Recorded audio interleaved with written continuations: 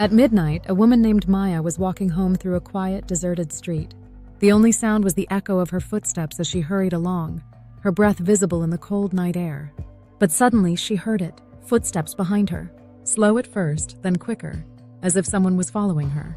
Maya turned, but there was no one in sight. Thinking it was just her imagination, she continued walking, her heart beginning to race. The footsteps grew louder, almost in sync with hers. But when she turned again, she saw no one. Panic set in, and she quickened her pace, now running down the empty street. The footsteps followed her, growing louder with every step. She spun around, eyes wide in fear, and that's when she saw it. A shadowy figure, cloaked in black, standing at the end of the street. Frozen with terror, Maya watched as the figure took a step toward her. Her heart pounded in her chest, but the figure didn't move any closer. Instead, it pointed to a nearby alleyway, where a faint light flickered. Maya hesitated, then, driven by a strange sense of urgency, ran towards the alley.